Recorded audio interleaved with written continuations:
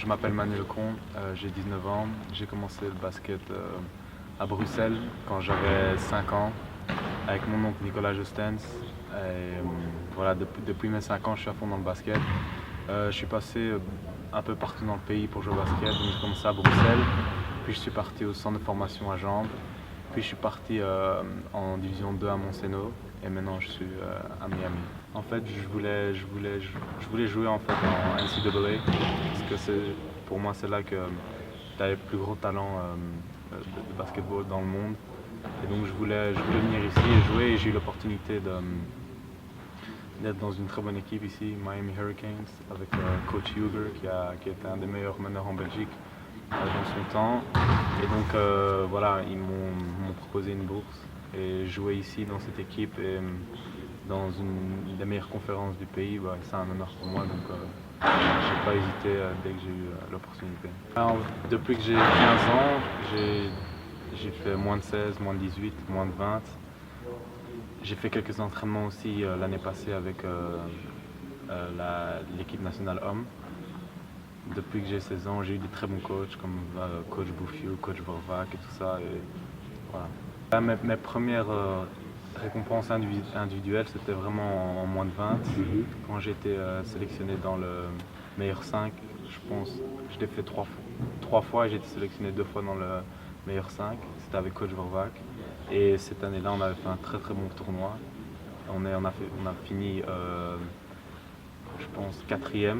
Quatrième ou troisième? Quatrième, ouais. Quatrième. Et il fallait être 3e pour monter. Troisième pour monter, c'est ça. Ouais. Mais on avait fait vraiment un très bon tournoi. Il nous manquait des vraiment bons joueurs. On avait beaucoup de blessés et on a fait un bon championnat. Puis l'année d'après, on a perdu en finale contre la Bosnie.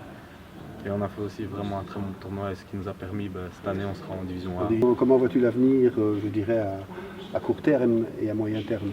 En fait, je suis venu ici parce que mes parents étaient vraiment pour que je vienne ici aussi. Parce qu'ici, on t'offre la possibilité de, comme tu l'as bien vu ici, c'est très professionnel, entraînement tous les jours. On travaille vraiment très dur. Et à côté de ça, on étudie. Quoi. Et donc, à la fin de tes 4 ans ou 5 ans, ça dépend des études que tu fais, tu peux avoir un diplôme. Et donc, voilà, je trouve que c'est très bien. Il y a des jours. Et toi, quel type d'études as-tu choisi ici? J'ai commencé en économie, puis j'ai changé.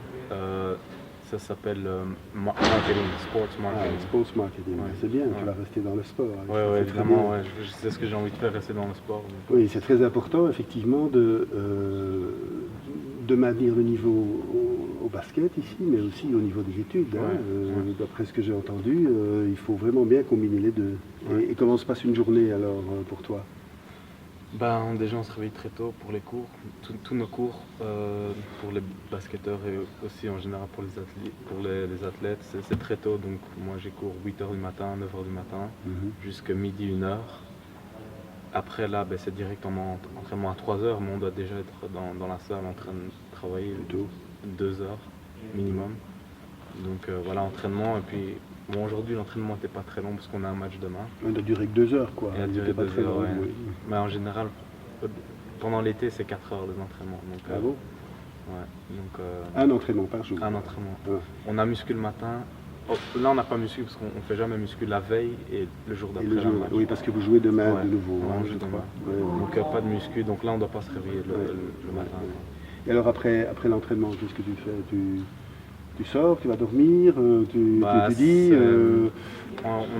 après les entraînements, on a minimum 1 heure on a une salle d'études pour les athlètes et on doit aller là-bas minimum 1 heure.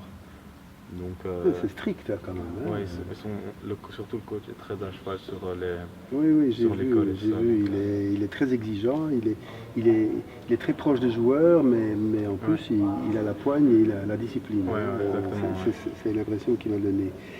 Dis alors, justement on parle du coach, qu'est-ce qui t'a appris en 2 ans par exemple?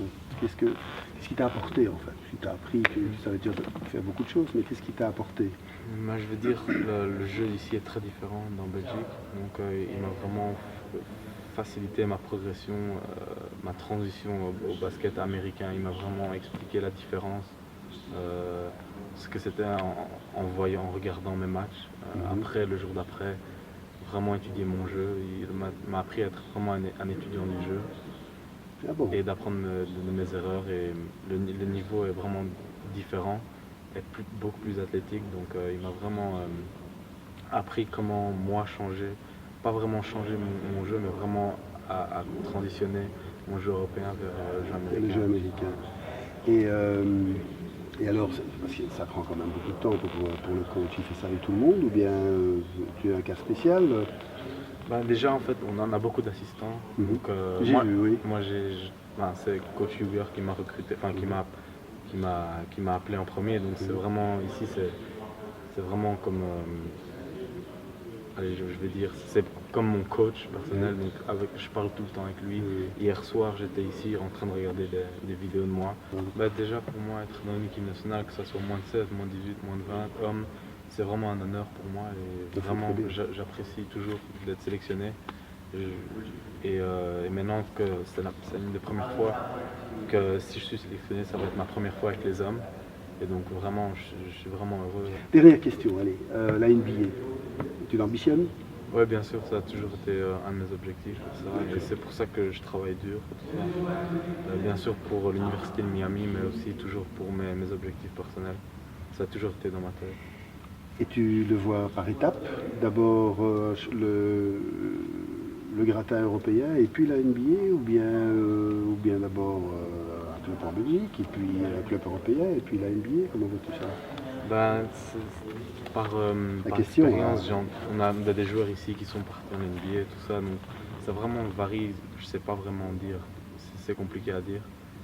Tout peut se passer, tout va très vite en une année, en 2 années, vous savez donc.